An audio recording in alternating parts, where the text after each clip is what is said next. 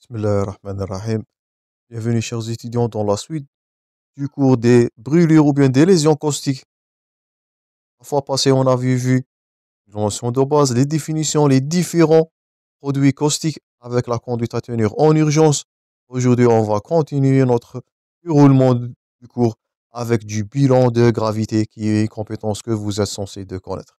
Vous allez trouver, comme d'habitude, tous les supports utilisés dans les vidéos dans la description à télécharger. Je vous invite toujours, mes chers amis, à abonner pour recevoir ces vidéos durant toute l'année. N'oubliez pas un j'aime, un maximum de partage. Ne laissez pas la vidéo juste à votre disposition. On veut que ces séries de vidéos vont atteindre le maximum des étudiants le plus tôt possible. Donc aujourd'hui, dans la suite de conduite à tenir, c'est de savoir faire le bilan de gravité. Et ce bilan de gravité, il est basé sur trois secteurs, trois organes. Un bilan de gravité digestive, un bilan de gravité bronchique. Et vous allez voir que les complications bronchiques sont très graves, surtout de la fistule et de la perforation, et aussi le bilan de gravité ORM. Commençons premièrement par le bilan de gravité digestive.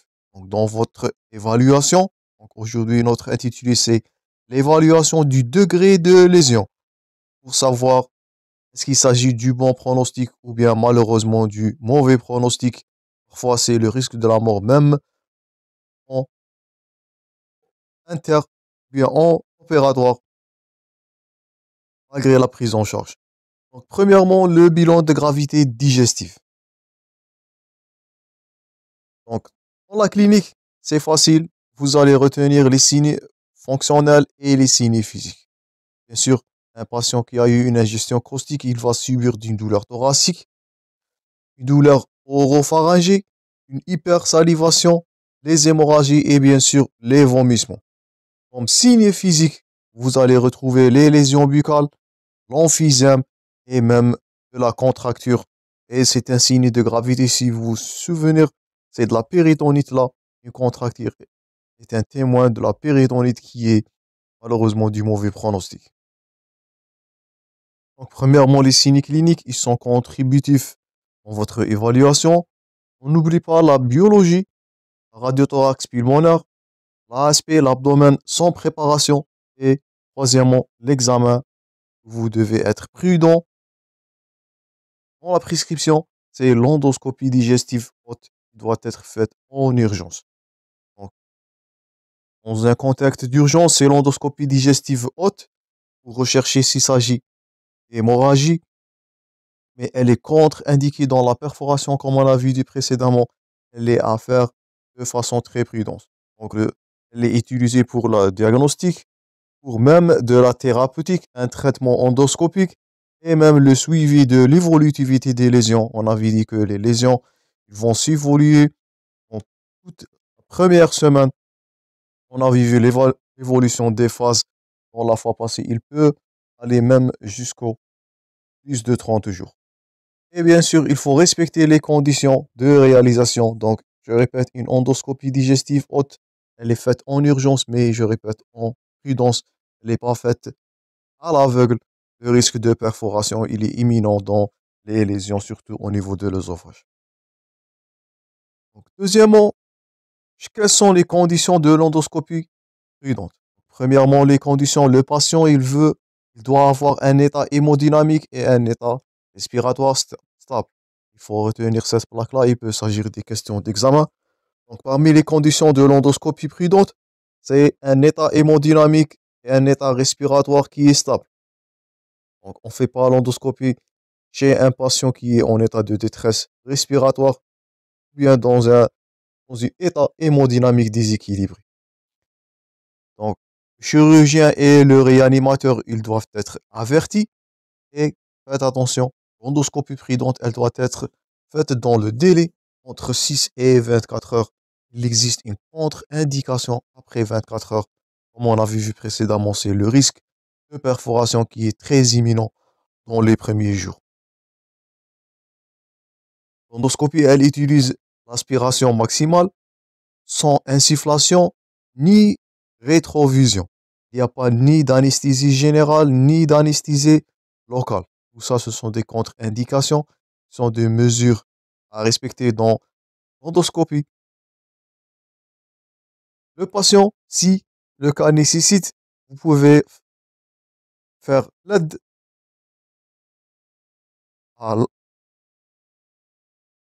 lui poser sous analgésie ou bien de neuroleptique. Et bien sûr, prendre les photos et l'enregistrement pour évaluer les stades. On va aborder très prochainement l'évaluation des stades des lésions et des ulcérations. Maintenant, on va passer à la stadification des lésions. Donc, je vous invite à prendre des notes. Là, s'il s'agit des questions fréquemment répondues dans les examens. Donc, premièrement, le stade 1 et le stade 2A. C'est du bon pronostic. Donc, le stade 1, c'est un érythème, un simple érythème ou un œdème. Le stade 2, sont des ulcérations qui sont localisées et superficielles. Donc, ça, c'est le stade 1, c'est de l'érythème, c'est de l'œdème. Ça, c'est le stade 2, ce sont des ulcérations, mais je répète, ils sont linéaires ou arrondis. Ils ne sont pas circonférentiels, ils ne sont pas circulaires. Donc, stade 1, stade 2A, c'est du bon pronostic. Stade 2, donc c'est toujours des ulcérations, mais ils sont circonférentiels. Et de là, stade 2, on avance, vous allez voir que le pronostic, il va être altéré. Donc là, le pronostic, il est réservé, mais comme on avait dit précédemment, une ulcération circonférentielle, elle a le risque de la sténose et même de perforation qui est imminent dans les cas d'ulcération circonférentielle. Donc stade 1, faites attention dans vos cas cliniques, c'est juste un érythème ou bien un œdème. Lorsque vous voyez le terme ulcération, vous êtes dans le stade 2. Il s'agit du stade 2A s'il s'agit d'une ulcération linéaire ou arrondie. Du stade 2B s'il s'agit des ulcérations, comme vous voyez là, confluentes ou circulaires. Donc, stade 1, c'est un simple érythème. Stade 2, c'est l'ulcération. Et stade 3, malheureusement, c'est la nécrose.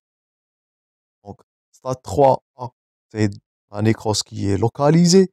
Stade 3B, c'est la nécrose qui est étendue. Et vous allez voir l'aspect noirâtre. Donc, là, vous voyez, c'est l'aspect noirâtre à l'endoscopie. Donc, c'est de la nécrose. Elle est localisée dans ce cas-là. Donc, il s'agit du stade 3. Ça. Et là, vous voyez malheureusement la nécrose. Ah, la nécrose, je répète, elle est diffuse. Ça, c'est du mauvais pronostic. Donc, c'est une indication chirurgicale, comme nous allons voir dans les plaques suivantes. Donc, je répète, stade 1, c'est un érythème simple. Stade 2, c'est une ulcération. A, si elle est superficielle et localisée, elle est non circonférentielle. 2B, si les ulcérations sont confluentes circonférentielles, le risque de perforation, il est imminent. Et bien sûr, stade 3, lorsqu'on dit nécrose, que ce soit localisée étendue, c'est du mauvais pronostic. Donc, les ondes de nécrose qui vont apparaître noirâtres dans la fibroscopie œsogastro-duodénale. Dernièrement, le stade 4, c'est la perforation. Le pronostic, bien sûr, il est très, très, très mauvais avec les complications, la médiastinite et la péritonite qui sont malheureusement mortelles. Donc, j'espère que vous allez retenir les classifications, la stadification des lésions. Faites attention dans vos cas cliniques. Un stade 1, c'est un érythème. 2, c'est ulcéré. 3, ce sont des zones de nécrose. Cette classification, c'est pas seulement pour l'œsophage, c'est même pour les lésions gastriques. Donc, si on a l'exemple là, donc c'est une nécrose gastrique partielle.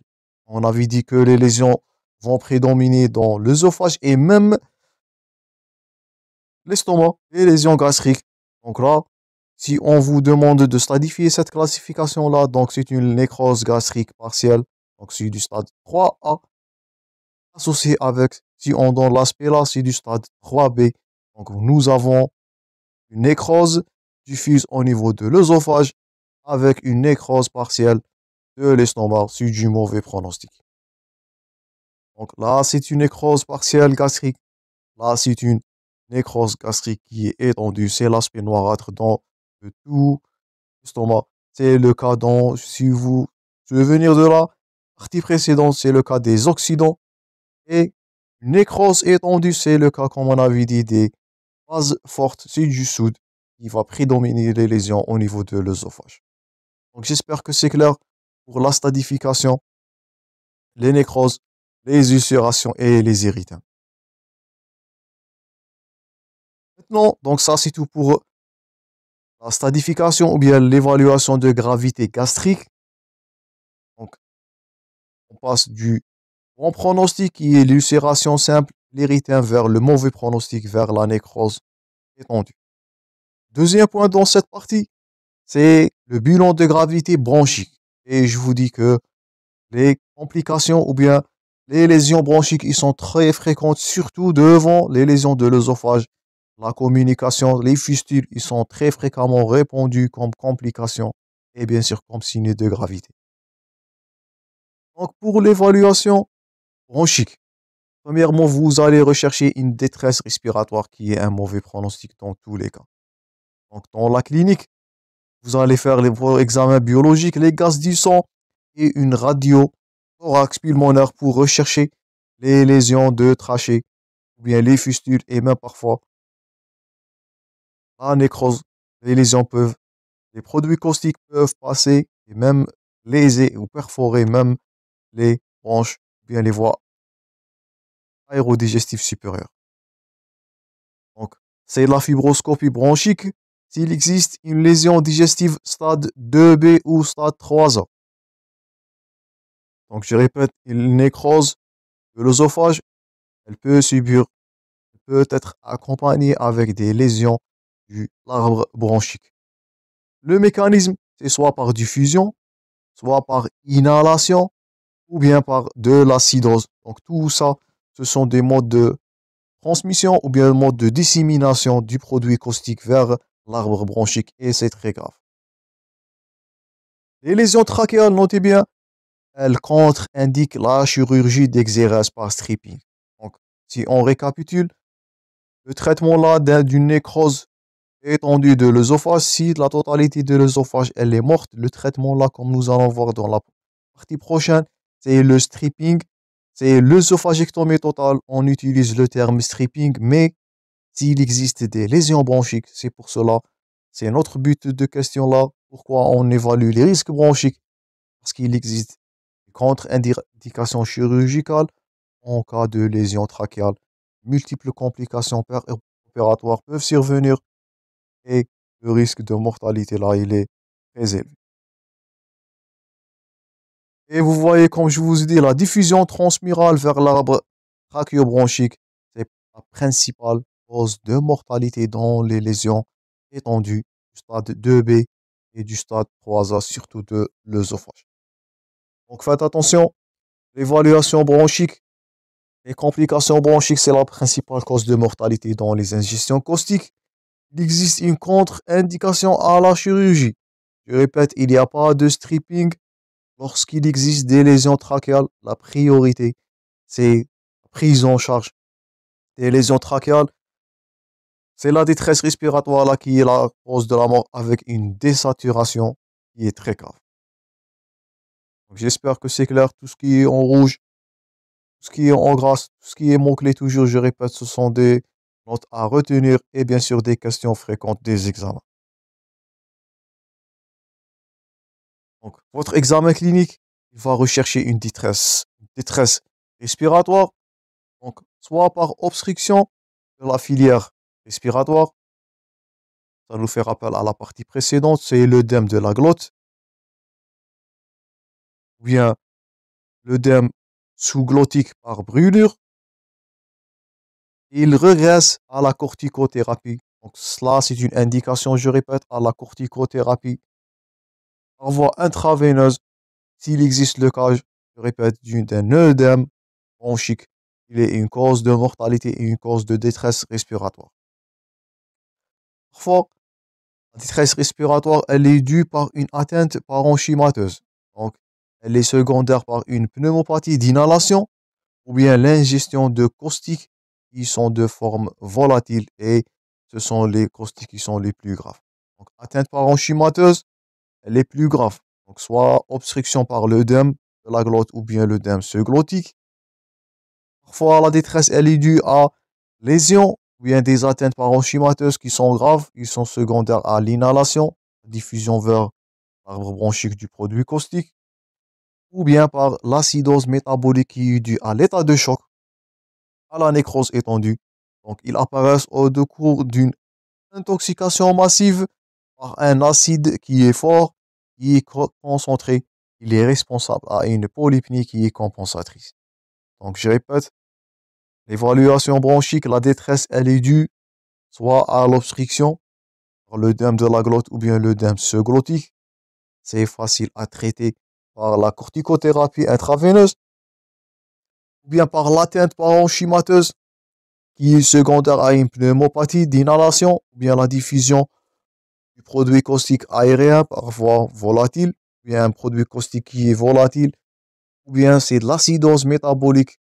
Donc c'est de la biochimie qui doit être compensée par l'hyperpnée, donc bien la polypnée qui est compensatrice de l'acidose métabolique.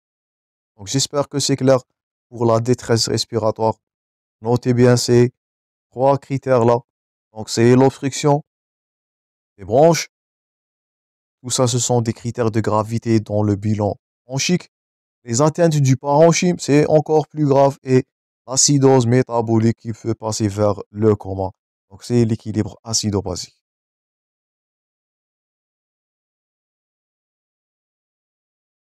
Là, on voit l'endoscopie trachéobronchique, elle est systématique.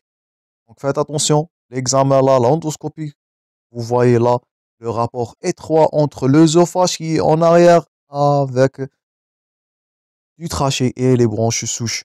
Donc, l'endoscopie trachéobronchique, elle est systématique s'il existe une nécrose stade 3A, une nécrose qui est localisée ou bien diffuse. Donc, faites attention dans vos bilans d'évaluation de gravité bronchique. L'endoscopie trachéobronchique, c'est l'examen systématique, surtout devant une lésion stade 3A, devant une nécrose. L'atteinte les diffuse parfois par inhalation, comme on a vu précédemment, ou bien l'atteinte, elle est localisée par diffusion de la paroi postérieure du trachée. Donc parfois, les lésions là, ils vont se transmettre de la paroi de l'œsophage qui est postérieure vers la trachée et elle va donner des lésions localisées au niveau du site de perforation ou bien de fistule. Et tout ça va modifier, je répète, la prise en charge et le pronostic malheureusement. Une lésion trachéobronchique, c'est du mauvais pronostic. Le risque de mortalité, il est très élevé, même en père opératoire. Et la prise en charge, elle va se différer. Là, l'urgence, là, dans ces cas-là, c'est la détresse respiratoire et la lésion trachéobronchique. Donc, c'est plus grave, plus que la nécrose de l'œsophage. Et je répète, le stripping, il est contre-indiqué devant une lésion qui est trachéobronchique. La dernière plaque dans l'évaluation bronchique, c'est que les lésions trachéales, je répète, elles contre-indiquent la chirurgie d'exérèse d'œsophage par stripping. Pourquoi? Parce qu'elles exposent au risque de perforation trachéobronchique qui est plus grave. Donc, on est en train de parler de lésions au niveau de trachée, au niveau du tractus respiratoire. Malheureusement, elle est mortelle. Je répète, une lésion trachéale, elle contre-indique le stripping de l'œsophage. Le risque de perforation, il est imminent. Dernièrement, dans le bilan de gravité, c'est l'évaluation, ou bien les risques, ou bien les lésions ORL. Donc, l'évaluation ORL, notez bien que elle est présente chez 40% des patients. Elle se manifeste par des troubles de déglutition, une dysphonie, lésion du nerf récurrent, une dyspnée laryngée. Donc, vous voyez là l'œdème de la glotte. Donc, elle est visualisée par la fibroscopie ORL. Donc, lors d'une intubation ou bien post-opératoire, si le malade il est déjà intubé.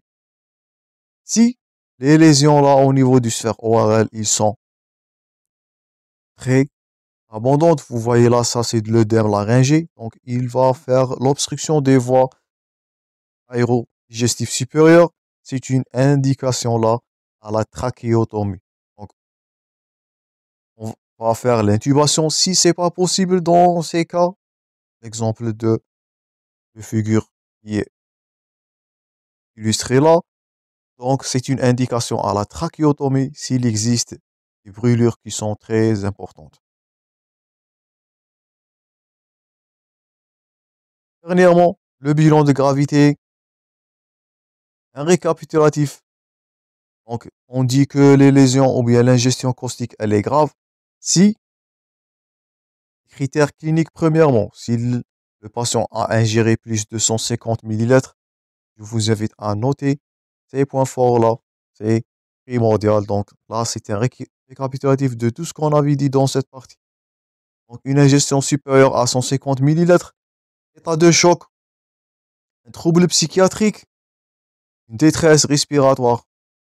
Ça va témoigner d'une lésion respiratoire ou bien d'un acidose qu'on a vu dans cette partie, un emphysème sous-cutané et bien sûr la médiastinite et la péritonite qu'on a vu dans le bilan d'urgence dans la conduite à tenir. Le bilan biologique, les critères de gravité, c'est l'acidose et l'hypoxie, la désaturation, du trouble de coagulation, un TP qui est inférieur à 50% et l'insuffisance rénale. Donc ça, ce sont les critères à rechercher de gravité dans le bilan biologique. Dans le bilan radiologique, on avait vu ça dans la première partie, c'est le pneumopéritoine. Donc c'est la clarté au niveau du médiastin, le pneumomédiastin ou bien le croissant gazeux dans le pneumopéritoine. Dernièrement, les critères de gravité qui sont endoscopiques, c'est le stade 3 et le stade 4, la nécrose et la perforation dans l'endoscopie, donc digestive, ou bien s'il existe une association avec des lésions respiratoires, une association avec des lésions trachéobronchiques. Donc là, l'ingestion, elle va être, bien ça témoigne d'une ingestion caustique qui est grave toujours.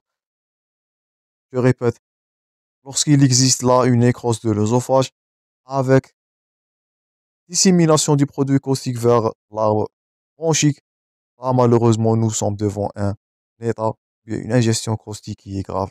Tout ça, ce sont les bilans de gravité. Donc, je vous invite à noter tous ces points forts-là, les bilans de gravité clinique, biologique, radiologique et même endoscopique. Donc, c'est primordial pour vous et vous allez voir que la prise en charge diffère, surtout dans la notion d'existence d'une atteinte trachéobronchique. Je répète, ça va altérer le pronostic et la prise en charge en même temps. Donc, ça, c'est tout pour cette deuxième partie. Je vous remercie pour votre attention, mes chers amis. Je vous rencontrerai prochainement dans la troisième partie de ce cours qui sera intitulé sur la prise en charge et le traitement. Bon courage dans vos préparations, bon courage dans vos révisions et à la prochaine.